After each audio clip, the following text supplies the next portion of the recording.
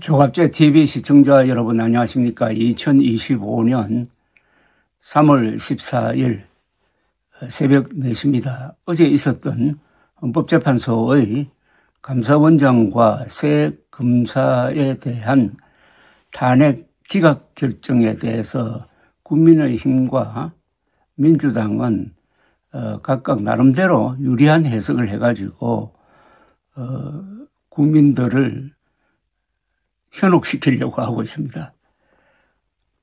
양쪽 이야기가 다 문제가 있고 양쪽 이야기가 또 다 일리가 있고 그렇습니다. 그래서 중립적인 입장에서 보면은 어제 탄핵은 형식적으로는 민주당의 과잉 대응에 대한 기각 결정이었습니다. 이 정도 사안은 중대한 헌법 위반이 아니다. 중대한 법률 위반이 아니다. 이런 취지의 판결이었습니다. 그러니까 국민의힘 쪽에서는 윤석열 대통령에게도 이 정도 사안은 중대한 헌법이나 중대한 법률 위반이 아니다라고 해서 기각 결정이 나올 것이라고 기대를 하고 있는데 12월 3일에 일어난 그 엄청난 사태가 아무것도 아니다. 중대성이 없다. 고 볼 수 있습니까? 그날 이후에 있었던 일이 오히려 더 심각하다고 볼 수 있습니다. 윤석열 대통령의 안하무인적인 행동이 12월 3일 이후에도 계속이 되고 체포영장 거부하기 위해서 경호처가 동원되고 그리고 헌법재판소에 나와서는 아무 일도 없었다. 아무 일이 있었다고 생각하는 사람은 호수 위의 달 그림자를 쫓는 사람이다라는 이야기를 하는 등 이런 걸 종합하면은 아무것도 일어나지 않은 건 아니죠. 중대하죠.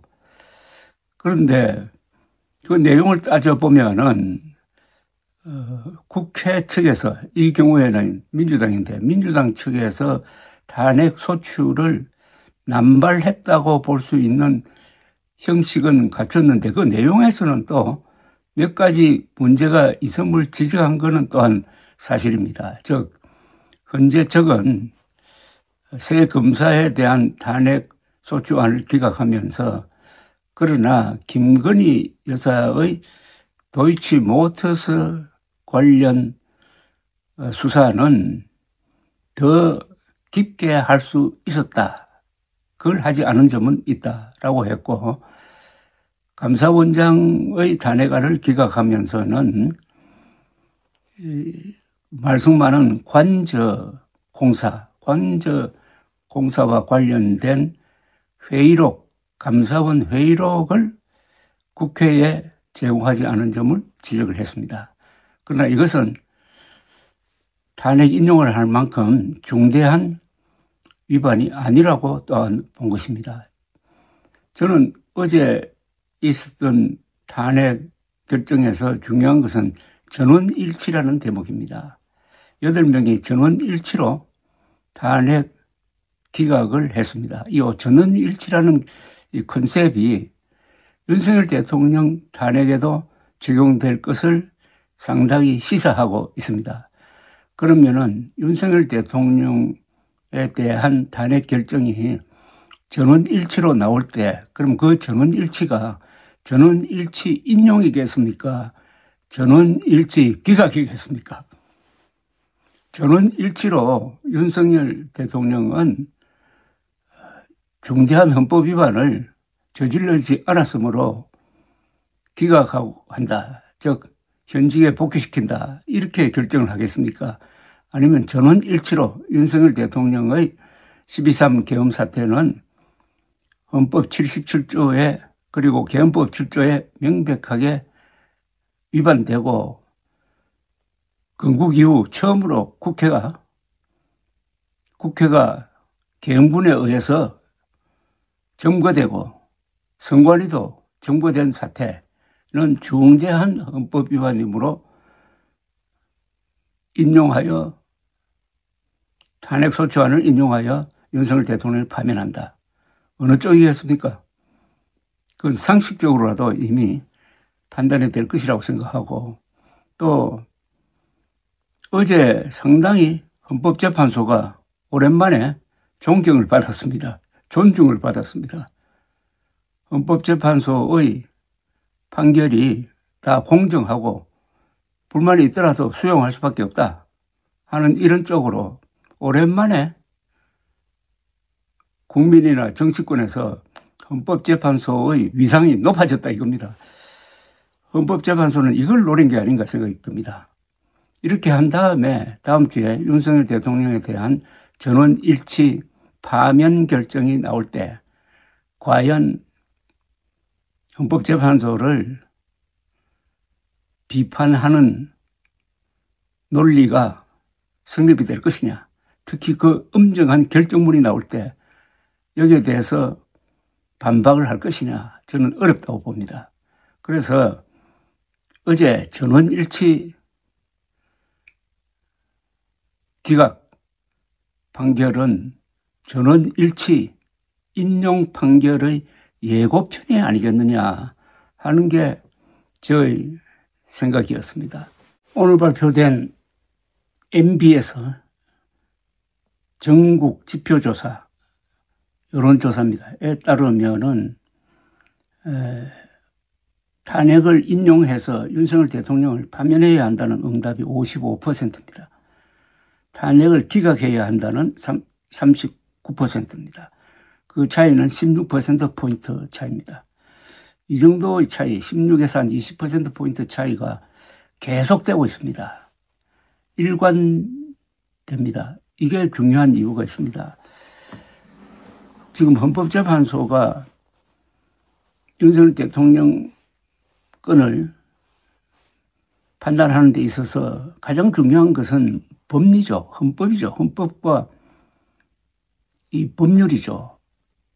그러나 상당한 정치적 고려도 하지 않을 수 없는 게 헌법재판소의 구성입니다. 헌법재판소 구성이 대충 보수, 중도, 진보를 이렇게 반영하도록 그렇게 되어 있습니다. 따라서 법리 이외에 정치적 판단도 할 가능성이 있습니다. 다만 그 정치적 판단을 하는 게 너무나 명백하게 헌법과 법률을 위반하면은 그렇게 판단한 재판관이 좀 우습게 되겠죠. 그럼 이 정치적 판단을 하는 요소 중에서 여론이 굉장히 중요합니다. 여론이 누구 편이냐. 예컨대 윤석열 대통령을 복귀시켜야 한다.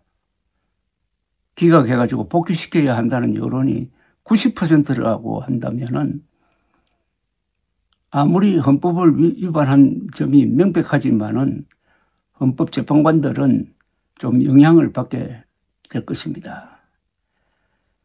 그리고 광장과 군중에 모인 사람 숫자는 그렇게 중요하게 여겨지지 않을 것입니다.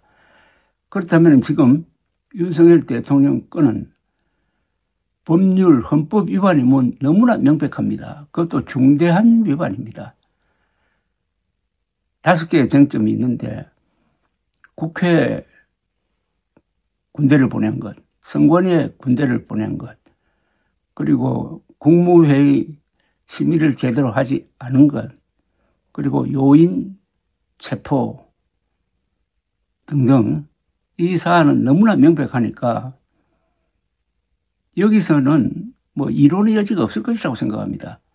즉 탄핵 결정문에 5개의 중대한 헌법 위반이 있었다라는 점에서는 무조건 8명이 합의할 것이라고 생각합니다.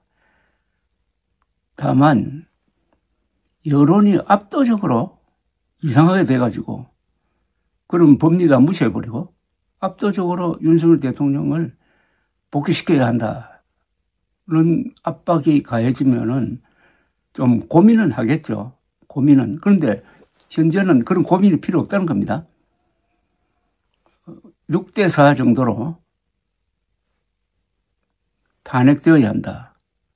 인용되어야 한다는 여론이 항상 유지되고 있다면 그런 여론의 압박을 바깥에서보다는 오히려 헌법재판관 8명은 크게 느끼지 않을 것이다.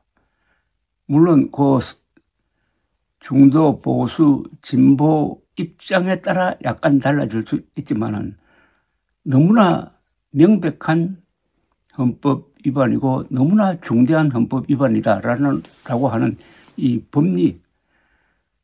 법리적 진실은 너무나 단단하고 너무나 무겁다.